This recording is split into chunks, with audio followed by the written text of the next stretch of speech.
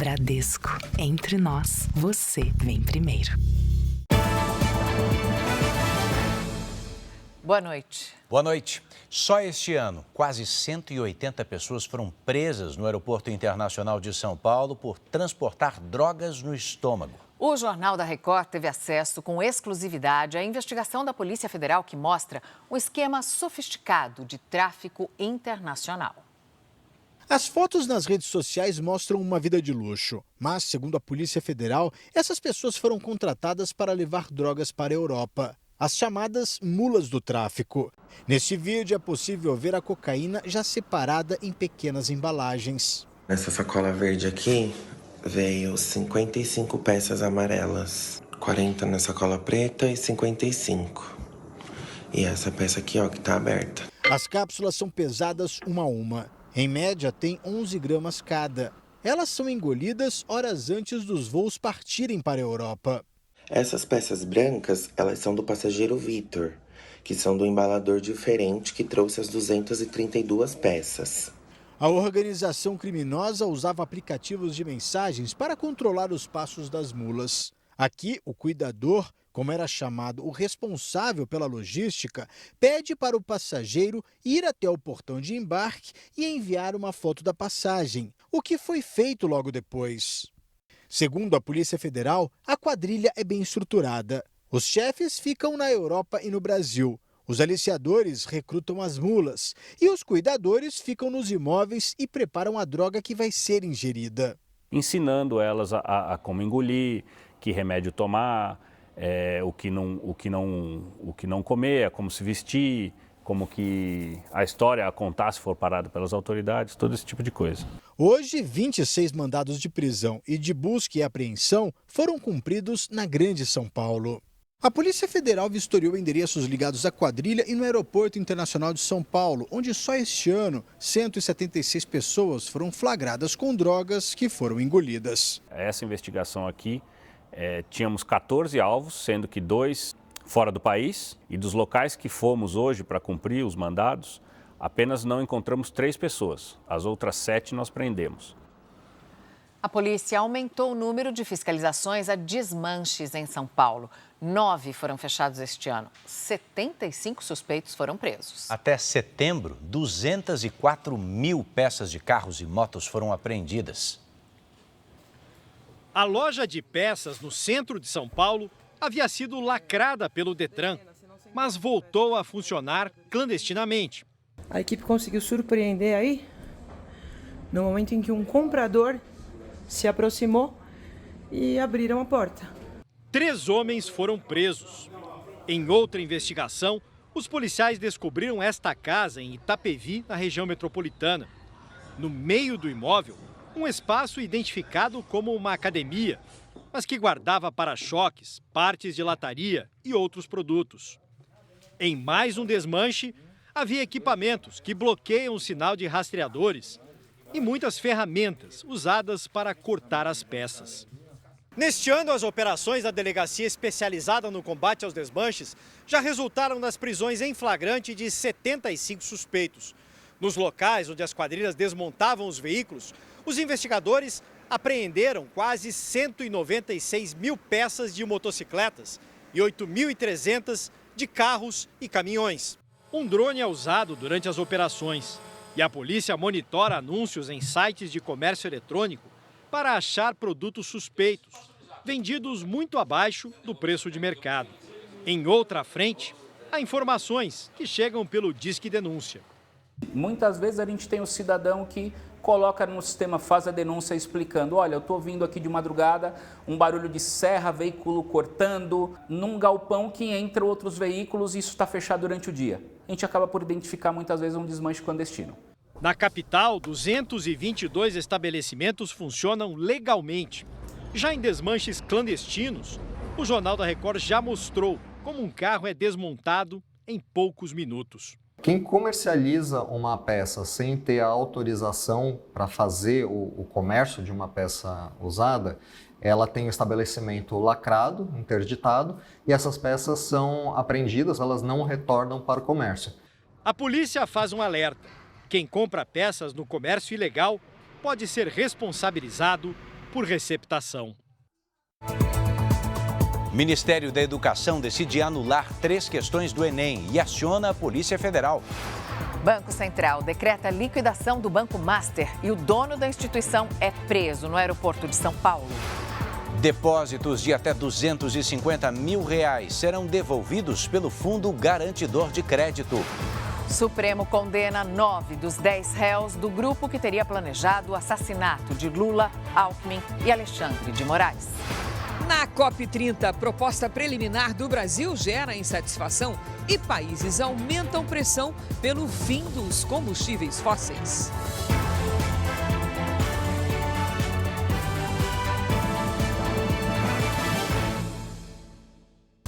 Oferecimento: Bradesco, fuja de cilada financeira.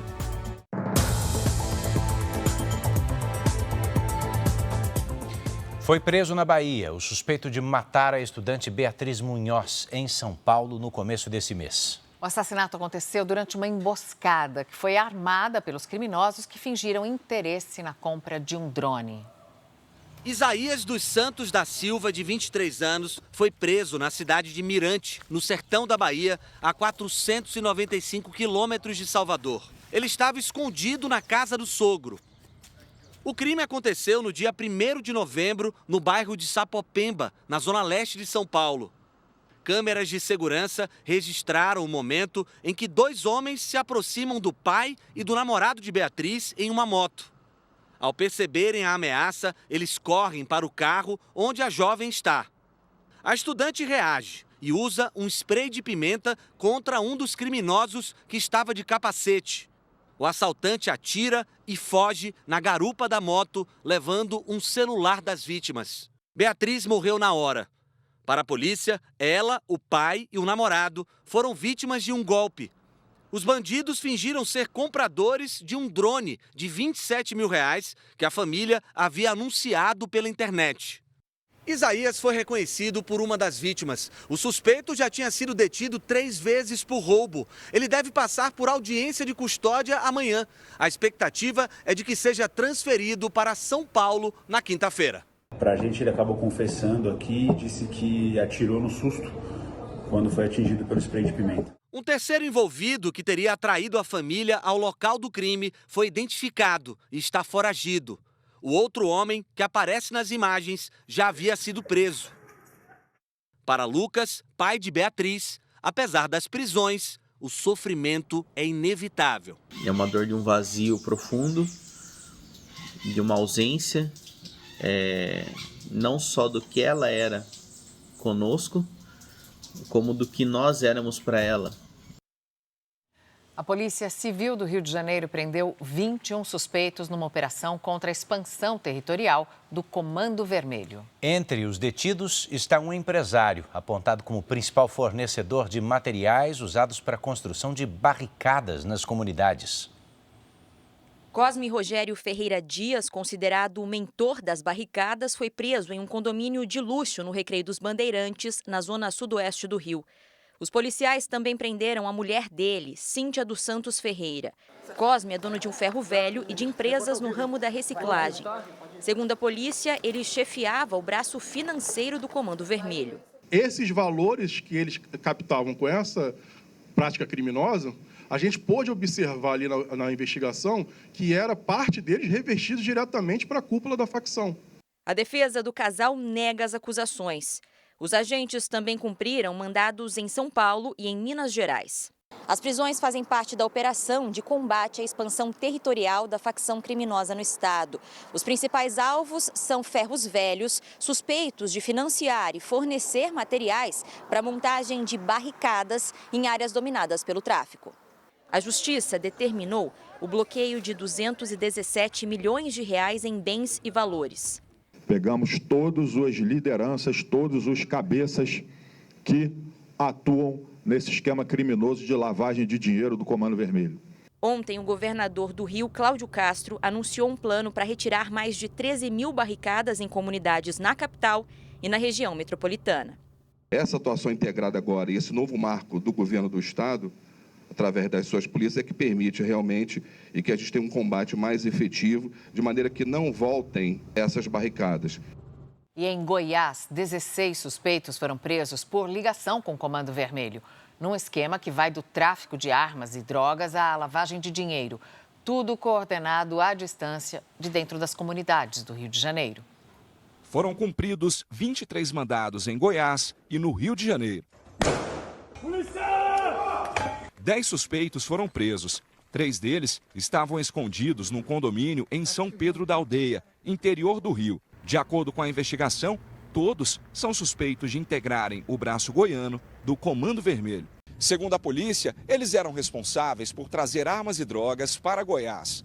2 alvos estavam escondidos em comunidades do Rio de Janeiro e foram mortos na mega operação do mês passado. Esse grupo era responsável pela comercialização de arma e o fornecimento também de arma de fogo para outros criminosos faccionados. Ainda nessa terça, outra operação combateu um esquema financeiro do Comando Vermelho em Goiás. 6 pessoas foram presas, incluindo um casal suspeito de comandar a lavagem de dinheiro. Para mim, constituiu algumas empresas, algumas pessoas jurídicas, que eram tão somente para lavar dinheiro, não existiam, eram simplesmente fachada, sequer tinham sede. A Justiça determinou o bloqueio de mais de 28 milhões de reais das contas dos investigados. O INEP, órgão ligado ao Ministério da Educação, anulou 3 questões do Enem, depois de uma suspeita de vazamento. A Polícia Federal investiga o caso. O INEP afirmou que foi identificada a antecipação de questões muito parecidas com as do Enem, divulgadas em redes sociais, dias antes da prova. O Instituto afirmou ainda que nenhuma questão foi repetida de forma idêntica, mas houve similaridades pontuais. Em uma delas, apesar de mudanças no enunciado, os números e o resultado são os mesmos. A Polícia Federal vai apurar se houve quebra de confidencialidade ou má-fé por parte de algum estudante que tenha participado de pré-testes do Enem na internet. E a decisão do INEP, por uma questão de isonomia, para dar segurança, garantir a lisura do processo, anulou 3 itens da prova do Enem. Dos 90 itens, anulou 3 itens. A prova continua valendo e o resultado final será divulgado em janeiro de 2026. Terça-feira de pancadas de chuva na capital paulista e no interior do estado.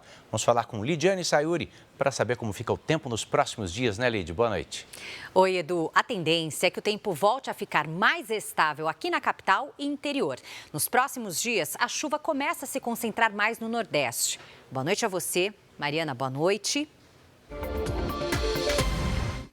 E uma boa noite para você que está com a gente. Amanhã o tempo segue firme no sul e em partes do sudeste. Em Florianópolis, sol entre nuvens, com pancadas de chuva isoladas à tarde, máxima de 24 graus. Em São Paulo, sol aparece entre nuvens e à tarde esquenta até os 26. Em Brasília, calor, de 31. Hoje, a chuva mais pesada caiu sobre o Paraná e Santa Catarina. As imagens de satélite mostram nuvens carregadas do norte ao sudeste. Amanhã, a frente fria avança e, junto com uma circulação de ventos quentes, organiza um corredor de umidade.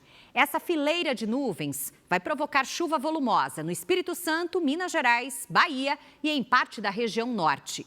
Já no sul e em áreas do sudeste, o ar polar garante tempo seco e frio. Nas áreas mais altas da Serra Catarinense, termômetros perto dos 5 graus. Em Porto Alegre, faz 25 à tarde. No Rio de Janeiro, 28. 33 em Cuiabá. Em Manaus, 31. E até 29 em Natal. Tempo Delivery. O Marciano é da cidade de Cujubim, Rondônia.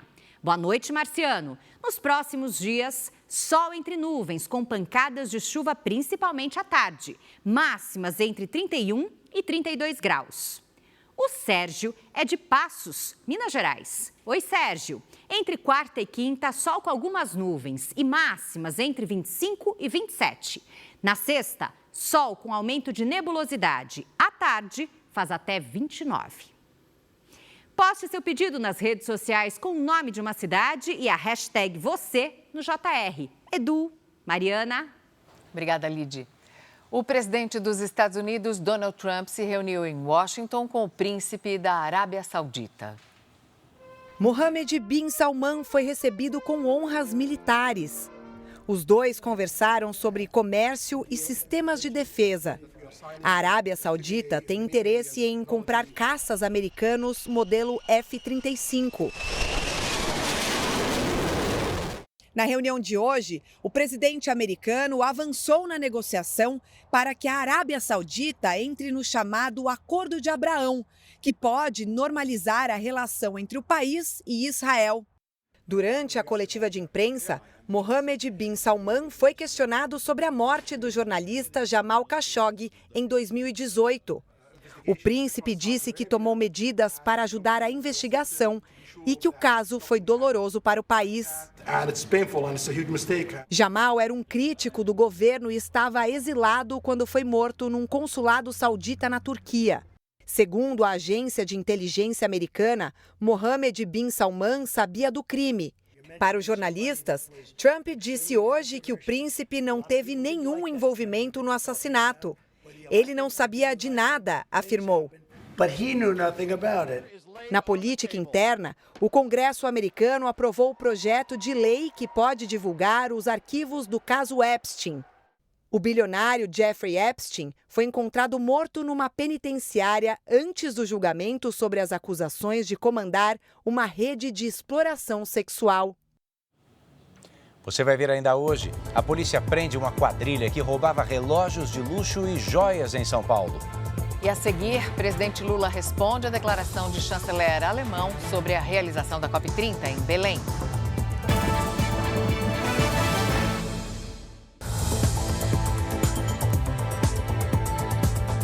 O presidente Lula esteve hoje no Tocantins para inaugurar uma ponte sobre o rio Araguaia. Durante o discurso, Lula respondeu às críticas do chanceler da Alemanha sobre a realização da COP30 em Belém.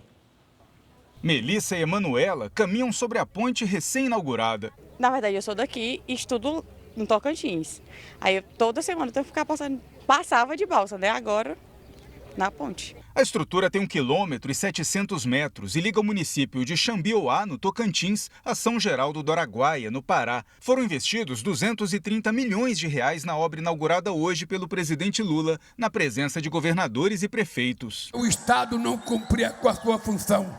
Agora o Estado brasileiro está garantindo ao direito do povo ir e vir e não permitir que um jovem menino com a sua esposa tivesse que ficar 1 hora dentro desse rio aí, num barquinho pequeno, correndo o risco de se afogar. A ponte conecta os estados separados pelo rio Araguaia e torna mais rápido e barato não apenas o deslocamento, mas também o escoamento da produção agropecuária e de minérios pela BR-153, que liga o Pará ao Rio Grande do Sul.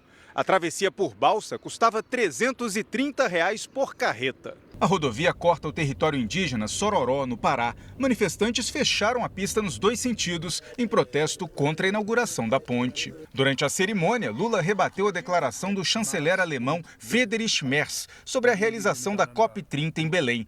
Merz disse ter ficado aliviado por ter voltado a Berlim.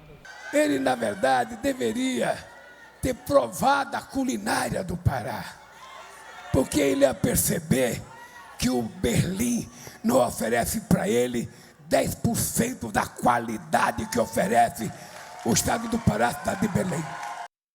O presidente Lula sancionou o projeto de lei que proíbe o uso de linguagem neutra em documentos e materiais oficiais do governo.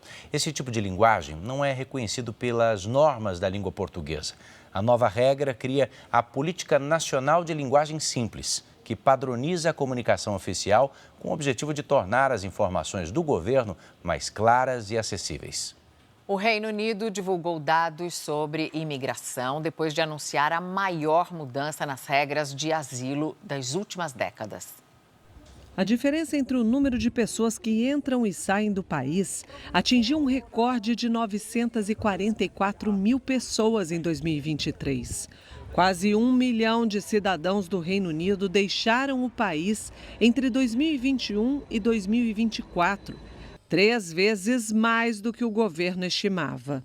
A imigração é a principal preocupação do eleitor britânico e, em meio à pressão política, o governo anunciou a maior reforma nas regras de asilo em décadas. Uma das principais mudanças é no tempo de espera para o pedido de residência permanente dos refugiados. Hoje é de 5 anos e pode subir para 20. Além disso, o status de refugiado deixa de ser definitivo. Dessa forma, o governo pode mandar o imigrante de volta ao país de origem se as condições de segurança mudarem. O auxílio social automático para quem entra com pedido de asilo será revogado. As propostas do governo ainda precisam ser aprovadas pelo parlamento. Você vai ver a seguir, por unanimidade, o Supremo condena 9 dos 10 réus do grupo que teria planejado o assassinato de Lula, Alckmin e Alexandre de Moraes. E todos os detalhes da ação da Polícia Federal que prendeu o dono do Banco Master, em São Paulo. A investigação apura a venda de títulos de créditos falsos pelo banco. Outras 6 pessoas também foram presas.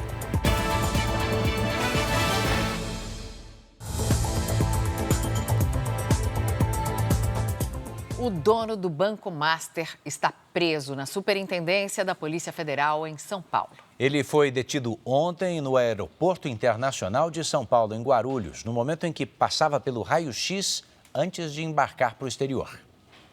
Daniel Vorcaro ia embarcar para Malta logo depois do anúncio da venda do Banco Master para o grupo de investimentos Fictor. Os agentes cumpriram outros 6 mandados de prisão e 25 mandados de busca e apreensão em São Paulo, Rio de Janeiro, Bahia, Minas Gerais e Brasília, onde os investigadores estiveram na sede do BRB, Banco Estatal do Distrito Federal. Foram apreendidos carros de luxo, obras de arte e relógios. Na casa de Augusto Lima, diretor do Banco Master, foram encontrados R$1.600.000 em dinheiro. Essa operação de hoje, a fraude é de 12 bilhões de reais. De acordo com a Polícia Federal, o Master vendia títulos de créditos falsos a outros bancos. Depois, esses créditos eram substituídos por outros ativos sem a validação técnica adequada. Os suspeitos podem responder por gestão fraudulenta, gestão temerária e organização criminosa. Segundo a investigação, o Banco de Brasília seria um dos compradores desses títulos. Em março, o BRB chegou a anunciar que compraria o Banco Master, mas a operação foi bloqueada pelo Banco Central. Hoje, os policiais cumpriram mandados na casa do presidente do BRB, Paulo Henrique Costa, e a Justiça Federal determinou o afastamento temporário dele. O governador do Distrito Federal, Ibanez Rocha, já indicou um novo presidente, Celso Eloy de Souza Cavalheiro, que é funcionário da Caixa Econômica Federal. Em nota, o BRB afirmou que a instituição reafirma o compromisso com a ética, a responsabilidade e a integridade na condução das atividades. Também em nota, o governo do Distrito Federal reforçou o compromisso com a legalidade, a transparência e a plena colaboração com as autoridades responsáveis pelas investigações. E informou que o BRB mantém a capacidade plena de operação, com total segurança administrativa e financeira. Por causa da operação, a compra do Master pela Fictor, que havia sido anunciada ontem, foi cancelada. Em nota, o Banco Central informou que decretou a liquidação extrajudicial do Banco Master e também o regime especial de administração temporária. A defesa de Daniel Vorcaro disse que ele está à disposição para cooperar com as autoridades. Correntistas e investidores do Banco Master com saldos ou aplicações vão receber o dinheiro de volta no valor de até R$250 mil pelo Fundo Garantidor de Créditos. Com sede na região da Avenida Faria Lima, em São Paulo, o Banco Master tem esse nome desde 2021, mas nasceu como corretora máxima na década de 70 e só se tornou banco nos anos 90. Em dificuldades financeiras, a instituição passou para o comando de Daniel Vorcaro em 2018. Na gestão dele, o banco teve um salto no patrimônio de 219 milhões de reais para 5 bilhões de reais. Para conseguir tamanho crescimento, o Banco Master investia em empresas em crise e oferecia no mercado CDBs com remuneração muito acima do que normalmente é pago pelas instituições financeiras. CDBs são certificados de depósitos bancários emitidos por instituições financeiras. É um tipo de investimento em que o correntista empresta dinheiro ao banco por um tempo em troca de juros. O Banco Master oferecia remuneração até 40 pontos percentuais acima da praticada pelo mercado. O banco, quando ele paga taxas maiores do que as tradicionais, significa que ele precisa pagar um prêmio, ele precisa pagar mais para conseguir esse dinheiro. Porque se ele pagasse a mesma coisa que um banco tradicional, ele não conseguiria esses valores. Então, por isso, quem está fazendo essa aplicação, ela quer remunerar melhor o seu investimento. Por outro lado, ela está assumindo um risco maior. Correntistas e investidores do Banco Master estão protegidos pelo Fundo Garantidor de Créditos até R$ 250 mil de saldo por CPF ou CNPJ. Acima disso, a devolução de valores não está garantida. Tudo aquilo que ultrapassar entra na fila de recebimento da massa falida. Primeiro, eles vão quitar todos os custos com a liquidação do banco. Depois, todas as tributações devidas. Se sobrarem valores a receber, o banco ele entra em contato com os clientes e faz a distribuição, caso tenha algo a pagar ainda. Uma quadrilha que roubou mais de 10 milhões de reais em joias e relógios de luxo foi presa em São Paulo. Uma das vítimas identificou um colar roubado num leilão virtual. 3 homens foram presos, 2 na capital paulista e 1 em Guarujá, no litoral. Tainá Yasmin Porto, apontada como uma das chefes da quadrilha, foi capturada em Ribeirão Preto, no interior do estado. Era nessa cidade onde o grupo praticava roubos milionários. O primeiro caso foi em maio. Estas imagens mostram criminosos nos fundos de uma casa. Eles cortam a cerca e invadem a residência vizinha. 4 moradores foram rendidos. Mais de 300 joias e 8 relógios de luxo foram roubados.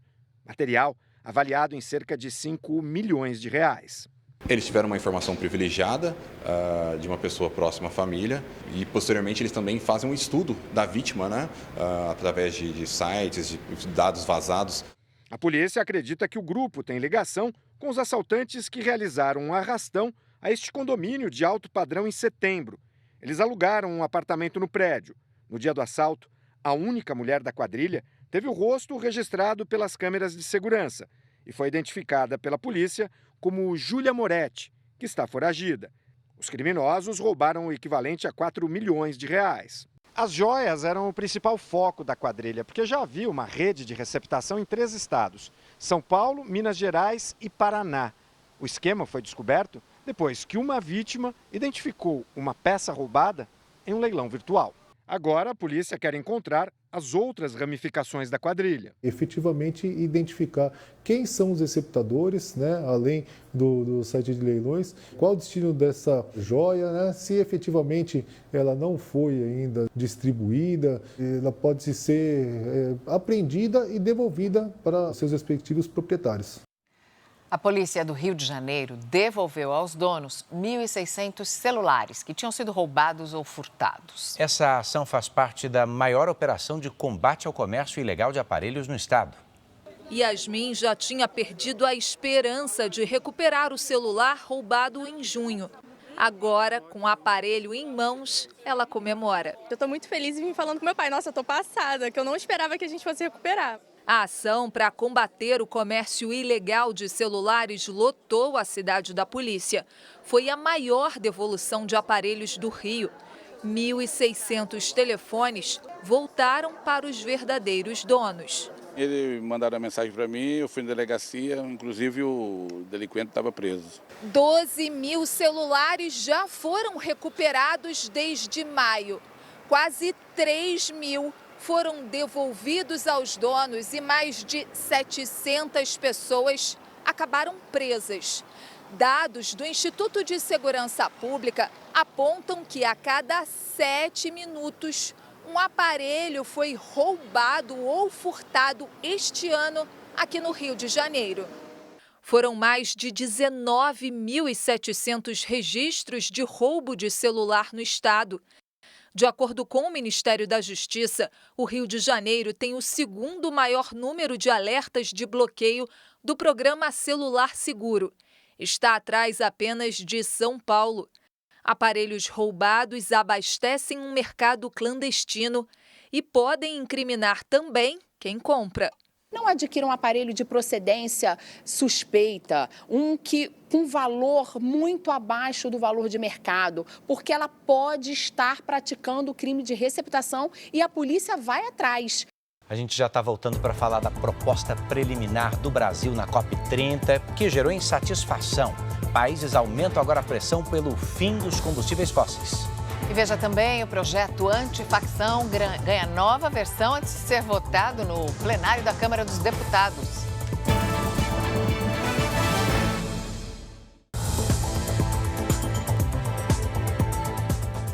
A senadora Tereza Cristina, do PP de Mato Grosso do Sul, apresentou um projeto de decreto legislativo para anular um decreto do governo federal que, segundo ela, poderia proteger invasores de terra. A Vanessa Lima tem os detalhes de Brasília. Boa noite, Vanessa. Boa noite, Mariana, Eduardo e a todos. A senadora, que é líder do PP no Senado, integra a frente parlamentar do agronegócio, argumenta que o decreto facilita que invasores de propriedades rurais possam ser classificados como defensores de direitos humanos e, desta forma, fiquem sob a proteção do Estado.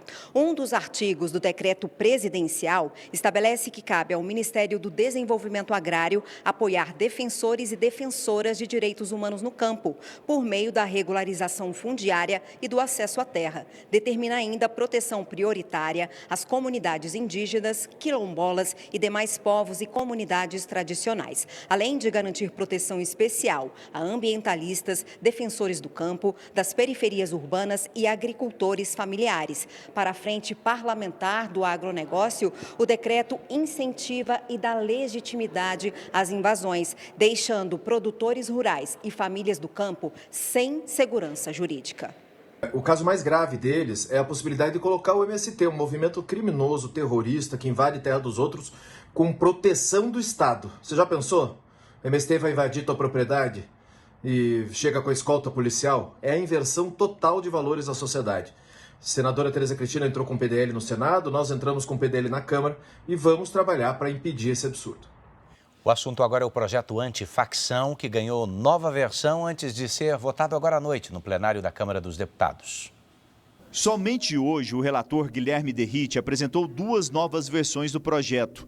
A sexta foi definida no início da noite, depois que os líderes se reuniram com governadores para discutir pontos da proposta, que prevê a possibilidade de apreensão de bens das organizações criminosas, ainda na fase de investigação, para evitar que o patrimônio perca valor.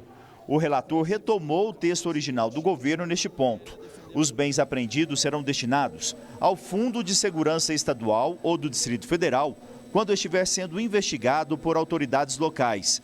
Se a investigação tiver a participação da Polícia Federal, os valores serão encaminhados ao Fundo Nacional de Segurança Pública.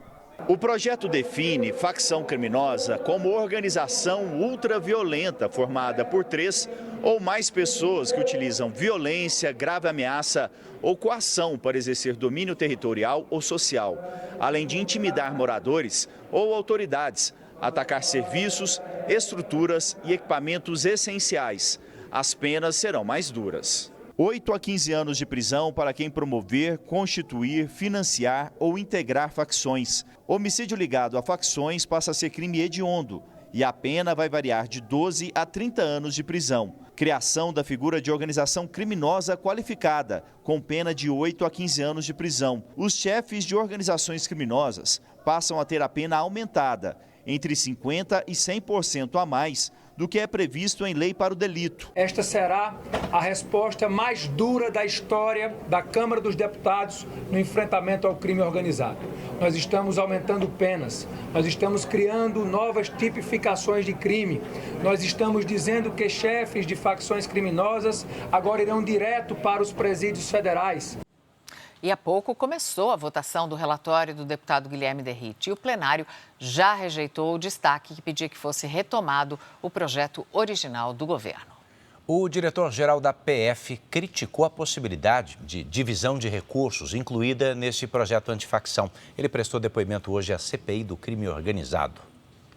Nós não podemos fazer uma proposta, presidente Contarato, que descapitalize a Polícia Federal. Isso traria um prejuízo, né, uma redução de recursos para a Polícia Federal, quando penso eu, e aqui já fiz meu apelo a vossas excelências, que a gente busca o contrário, a gente busca ampliação do orçamento da Polícia Federal nesse contexto. Andrei Rodrigues pediu que o Congresso aprove um aumento de 38% no orçamento da PF e sugeriu a ampliação do efetivo a partir do ano que vem. Ele também defendeu a aprovação da PEC da Segurança Pública, que prevê a ação coordenada entre as polícias federal e as polícias militares e civis dos estados. E a primeira turma do Supremo Tribunal Federal decidiu, por unanimidade, condenar 9 dos 10 réus do núcleo 3 da tentativa de golpe de Estado.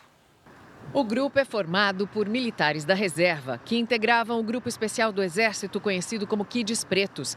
Segundo a Procuradoria-Geral da República, eles eram responsáveis no planejamento da tentativa de golpe de Estado pelos assassinatos do presidente Lula, do vice Geraldo Alckmin e do ministro Alexandre de Moraes, então presidente do Tribunal Superior Eleitoral. Moraes, Flávio Dino, Carmen Lúcia e Cristiano Zanin votaram pela absolvição do general Estevam Teófilo por falta de provas. Os outros 9 réus receberam penas de até 24 anos de prisão.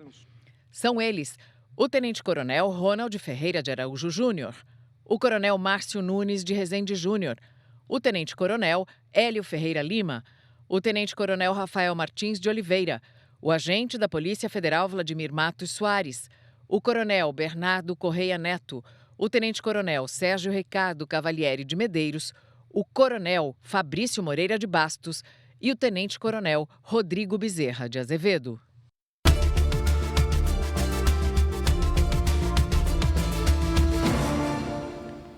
Faltam 3 dias para o fim da COP30 e ainda falta um acordo em torno dos principais pontos que envolvem uma resposta que seja global para as mudanças climáticas. Quem descomplica para a gente isso tudo é Cristina Lemos, direto de Belém. Qual a repercussão da proposta, hein, Cris? Boa noite. Boa noite, Edu, Mariana, e a você que está conosco aqui no JR. As propostas preliminares apresentadas pelo Brasil teriam ficado aquém do esperado, pelo menos é o que acreditam os ambientalistas, que acham que o texto não tocou nas causas profundas da crise climática. A principal reclamação diz respeito a uma omissão do tema fim dos combustíveis fósseis. 80 países aqui da COP30 querem que saia desta conferência o mapa do caminho para a transição energética. A Tainá Farfan traz as atualizações. Os rascunhos dos textos finais elaborados pela presidência da COP30 foram divulgados hoje com os pontos mais polêmicos, como financiamentos climáticos e transição energética justa. Negociadores e autoridades afirmam que as propostas estão longe do necessário para responder às ambições da conferência. O principal texto, apelidado de Mutirão Global, sugere que sejam feitas reuniões de trabalho sem datas definidas, com exemplos de sucesso para tratar de soluções de baixo carbono, levando em consideração as circunstâncias de cada país. Se o texto ficar como está, seria realmente um texto muito fraco e a gente teria um resultado não apropriado dessa COP, seria sim um fracasso. A gente precisa realmente dessa força do coletivo para que apareça no texto final do mutirão a decisão para a saída dos combustíveis fósseis de uma maneira justa, ordenada e equitativa. A presidência da COP30 teve sucesso na estratégia, mas enfrenta desafios com conteúdo. O avanço depende de disposição política e, por isso, o retorno do presidente Lula a Belém nesta quarta-feira é avaliado como essencial para destravar trechos polêmicos. Essa demonstração de prioridade que ele faz quando sai de Brasília com tantas coisas por lá para se dedicar aí ao documento final da COP30. Eu acredito que temos uma chance de até sexta-feira ter a aprovação. Outro trecho de um dos rascunhos fala sobre triplicar o financiamento dos países ricos para os países em desenvolvimento até 2035. O comissário europeu das negociações climáticas chamou os textos de miscelânea de medidas e afirmou que a União Europeia não vai revisar os compromissos financeiros no combate ao aquecimento global. Um dos grandes desafios em uma COP é justamente a exigência de consenso. A gente precisa desse consenso e a gente espera que esse consenso possa ser atingido aí seja amanhã, seja até o fim dessa semana.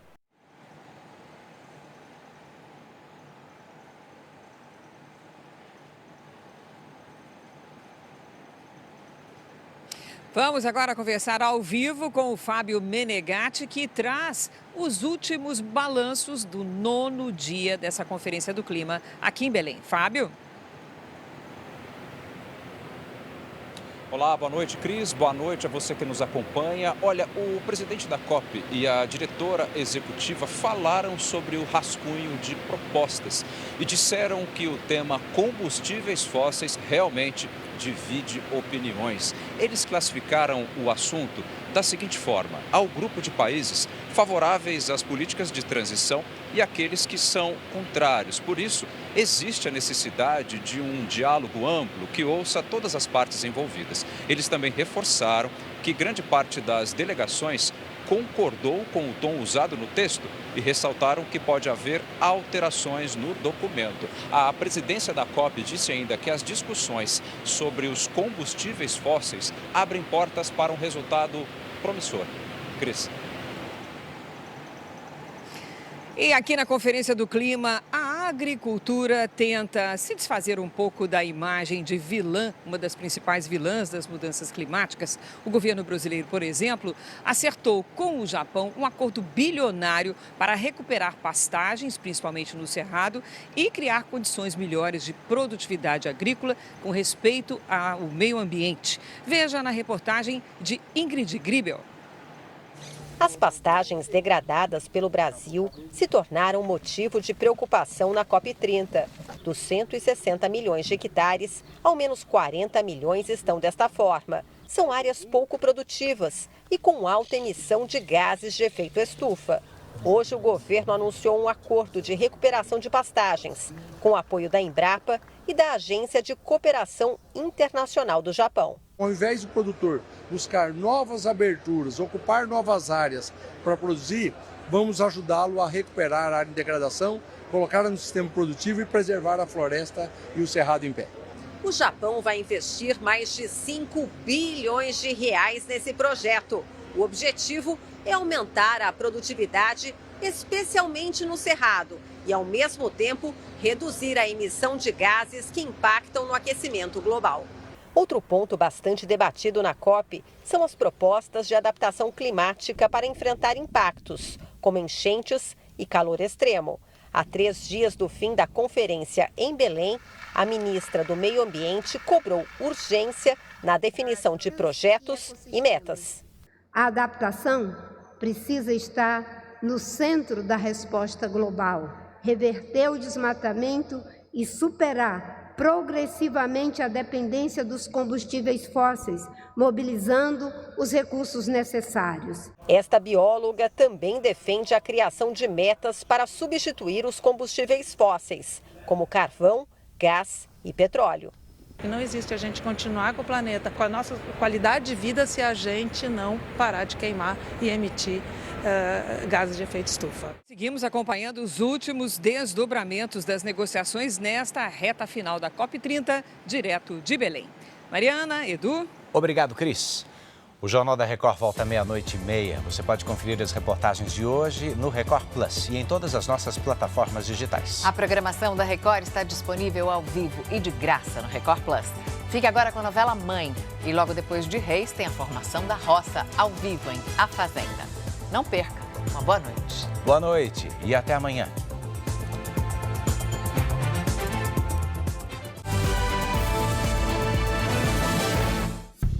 Bradesco. Entre nós, você vem primeiro.